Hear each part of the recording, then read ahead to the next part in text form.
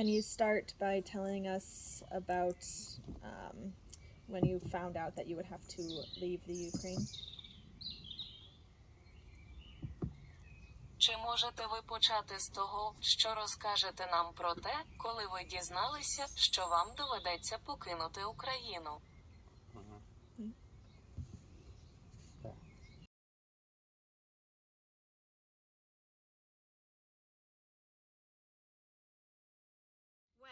At the beginning of the war on February 24, 2022, constant shelling and bombing began.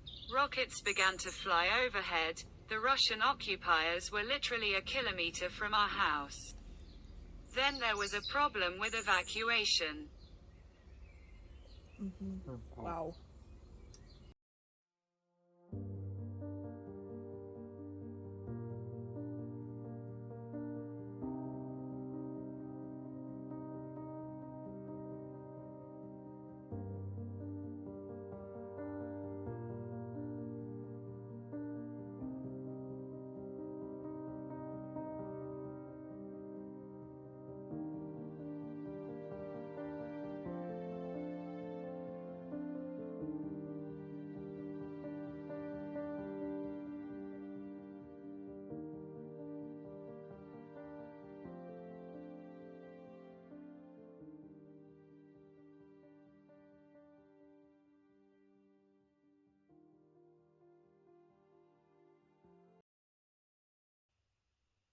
Hi.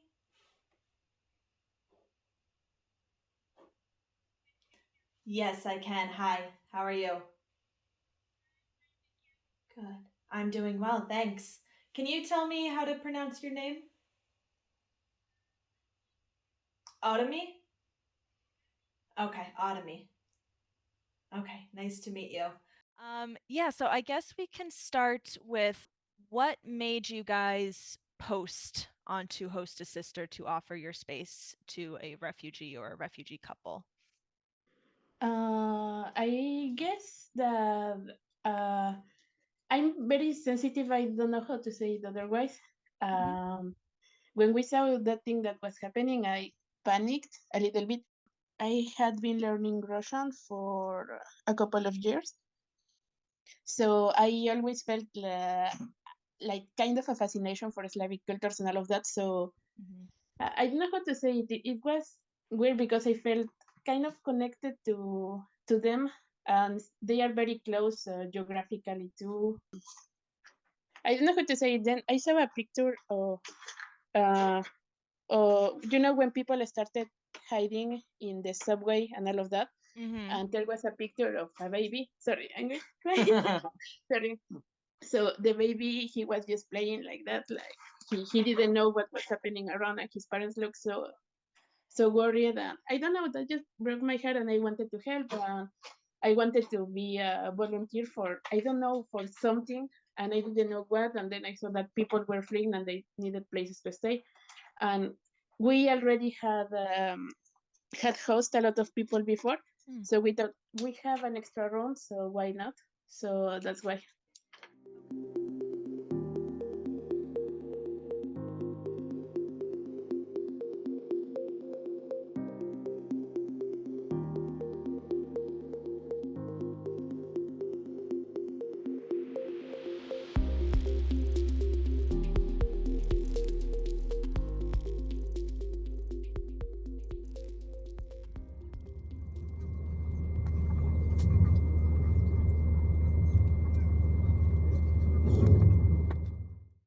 I don't know, cameras make me a bit self-conscious.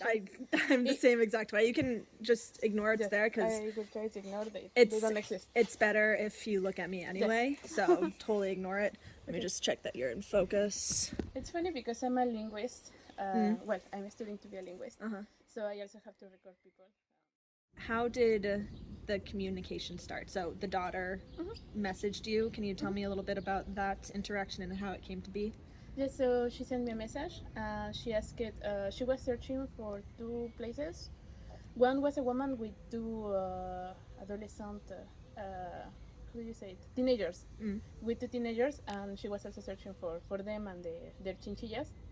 So I told her like any person that you want to send. But I also told her that we had a double bed and nothing else. So it was like if the mother can stay with the two teenagers, we don't have a problem. But she was like, no, I think it's better if you have them over. I also wanted to host women because single men scare me a bit for past experience. And I also know that women need, I don't know, extra safety. I don't know how to say it. It's easier to take advantage of us. Mm-hmm. Yeah. So how did you feel then when you found out that you'd be hosting not just a woman but also a man coming into the house? It's okay because he's how do you say it? It was his daughter asking me, and then he has a wife. So if there's a man that is surrounded by women, I feel okay because if he was like a bad man, he wouldn't have women by his side. I don't know. I was nervous to not be a good host. I don't know how to say it because I feel that I am in general socially aware because I'm neurodivergent, so sometimes talking to people is not my strong suit. Yeah. But it was cute because they brought a bag of salt and a big loaf of bread. And I was wondering why. And then the daughter explained to me that it's a tradition in Ukraine to bring happiness and good luck to a house, to bring salt and a huge bread. But I didn't know what to do because it was like the loaf of bread like that and a big bag of salt. And I was like, thanks.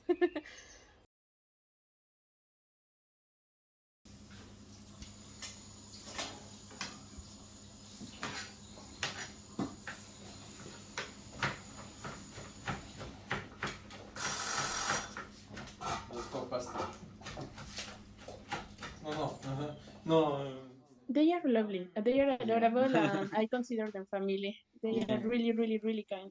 We could never, never, never ask them to leave. Of course, yeah. So I just hope that it ends soon, but not because I want them to leave, but because I want them to be happy and to rebuild their life and to be with their family because they are very, very worried most of the time. And I just want them to be happy.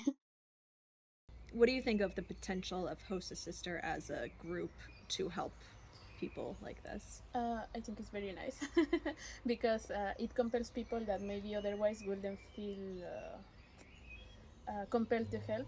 Because maybe there's a couple of people that joined the group because they were like, I want to travel there, and this may help me. And then when they saw all of this happening, they were like, you know what? I can help in this situation, so why not? And it also may be an alternative which is safe for women to couch surfing or something like that. So I I heard that a lot of women when they do couch surfing, there's a lot of creepy men that try to take an advantage of that. And I wanted to help because I also had creepy men trying to take an advantage of me before, so I don't want that to happen to anyone. So I joined the Hispanic version of that group. Next week, plus de billets. Nie znają, nie znają assurance maladie, nawierna. No, może to, że I feel that the members, we are there because we want solidarity, and that's something that it's missing in another platforms or things like that. And at the same time, it's something that is essential if we really want to help each other to have a real, ¿cómo non diambi? Will. A real will to want to help and all of that. And because also, as I said, I know in a first-hand account what it is to be taken advantage of. If I have knew this group before, for example, when I just arrived from Mexico, I didn't have a place to stay. And the man that was renting me a place to stay, he harassed me and he tried to force me to have sex with him, for example. I'm so sorry. Yeah. No, don't worry. It's been a lot of years, but I felt so powerless, and I had to call the police, and they weren't exactly very helpful. So if I had knew that this group was there, I wouldn't be in such a horrible time. I could just write a message. Can you please help me? And I know that at least like a dozen of people will be like, yes, come to my house, or I will go there and help you with your luggage or something. I knew that they would be there to help. So I don't know. That's beautiful.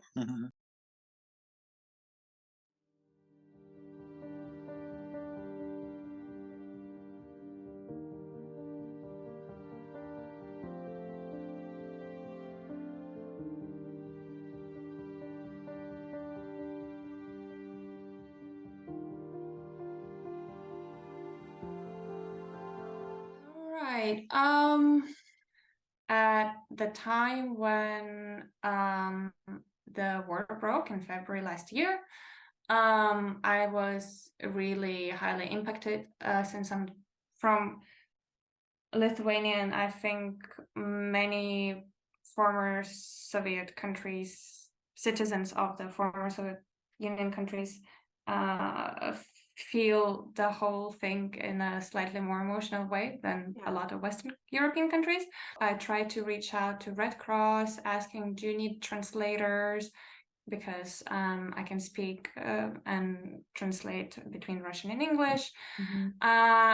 Yeah, and I reached out to Caritas, I reached out to many different ways, and I felt just so helpless because it's the research shown, you know, that volunteering is one way when you're struggling mentally to cope with that and to distract yourself by feeling that you do something tangible, you create some kind of a product, you know. People started sharing between themselves, and this whole hosting thing came up, and people shared, oh yeah, if you ever in a position feeling like you could host, like really just a sofa for many are fine. Most people just need a couple of nights before they figure other things out.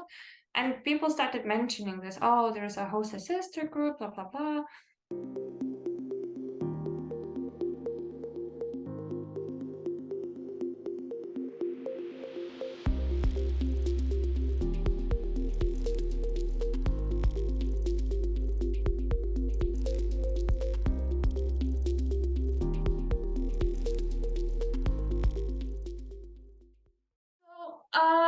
It was quite a bumpy road before I found the person that I'm hosting up to this day.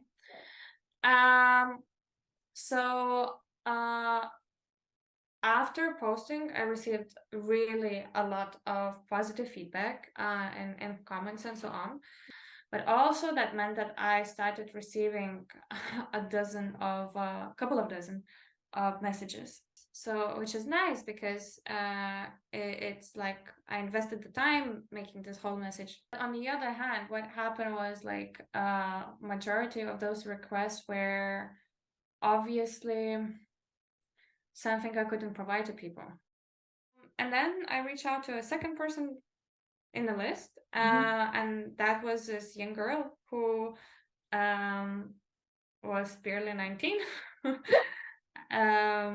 And I really liked how she wrapped everything up in a very, very specific timeline, specific plan. And she was like, I just need internet and I just need bed, water, and that there are no sirens. Yeah. These were really primitive, very basic foundation needs that I was like, okay, that much I can give. And I could really see that what I can give to her and what she wants, what she needs, sorry, her needs, were really matched. She came September 25th, and November 1st was the first massive attack on all the electricity infrastructure. And it just, you know, a few days later it happened again. A week later started again, and then she started communicating with her family back in Ukraine, and I was also raising eyebrows. We were approaching the end of November, and I was like saying, hey, what is your plan? And she was like, oh yeah, my plan didn't change, I'm gonna go. I was like, how? I cannot let you go. I was like, sure, I'm not your family, I'm not your mother, I'm not your sister, I'm not gonna lock you up and hold you. Yeah. And then she was like, oh yeah, but you know, I told you 90 days, so I feel like I have to oblige to this promise and so on. And I don't know, it's maybe I'm discomfortful, you know, for you, blah blah. I was like, please, no. Basically, after that conversation, I was like, okay, you just stay as long as it's necessary. So when I reacted to Donata's post, I was seeing it more like temporarily vacation, holiday or something. But during this months we became much more warmer, and yeah, like, and after I came back from Ukraine as well. So now, from a relationship like host and person who is being hosted, it's more like friendship and co-living. It's very hard to make any conclusions about how this works, whether it works or doesn't work, whether it's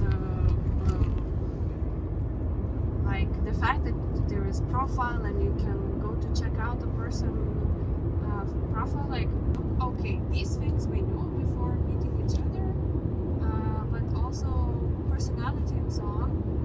I think it's really by chance, and whether I could have thoughts whether these Facebook groups like Host a Sister are successful or useful or not in situations like, you know, crises for needing high volume hosts.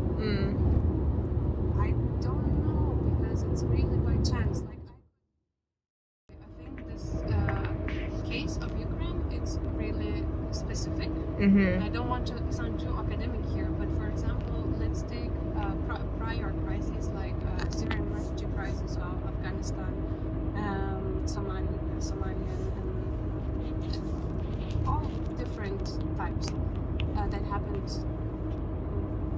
from in the last decade, in the last 10 years. So one component is that, for example, Syrian or Afghani crisis, refugee crisis, had a really large proportion of male refugees. So, for example, host-a-sister platforms wouldn't work because, firstly, right, the hosted person is not a sister, and a sister, like host woman, would not be inclined so much to host males, right? I'm sure that it's not that if there were men as well in the group, I'm sure that they would be also like okay because there are rules and there are moderators that like look for safety and take care of it, which is nice. But like there is something about being comfortable with women in the surrounding, especially if it's a stranger. Oh my god. I think these are the best ones I've ever had. Wow. Yes. I'm so proud of you.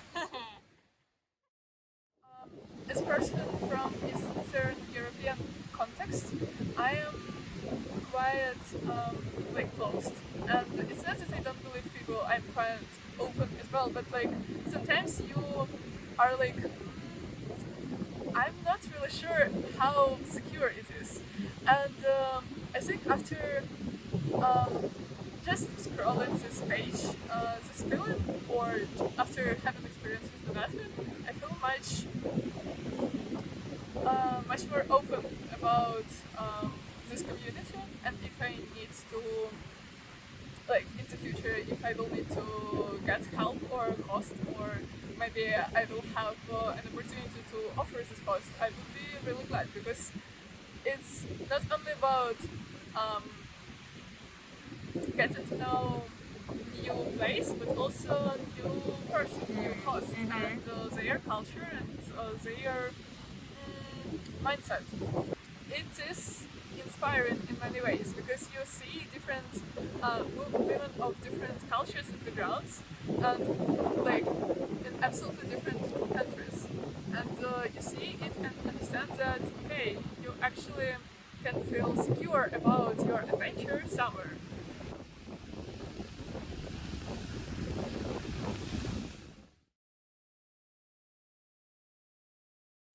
Уже тут народили іще двох маленьких шиншил. Зазвичай ми думаємо про кризові комунікації як про інструменти спілкування, коли організація, в якій ми працюємо, знаходиться в кризі. Але є й інший вид кризових комунікацій Коли з'являється глобальна криза, яка не може торкнутися безпосередньо вас, але ви не можете її ігнорувати, оскільки вона має особистий вплив на вас, вашу сім'ю, друзів і колег. Переваги соціальних мереж очевидні. Ви можете самостійно поширювати новини та повідомлення швидко і просто, досягти великого охоплення без особливих зусиль і мати прямий зв'язок з онлайн-аудиторією. Усі ці фактори роблять соціальні медіа дієвим інструментом комунікації, навіть у часи глобальної кризи. У такі періоди кризової комунікації у соціальних медіа зводяться до одного простого питання – як ви можете допомогти?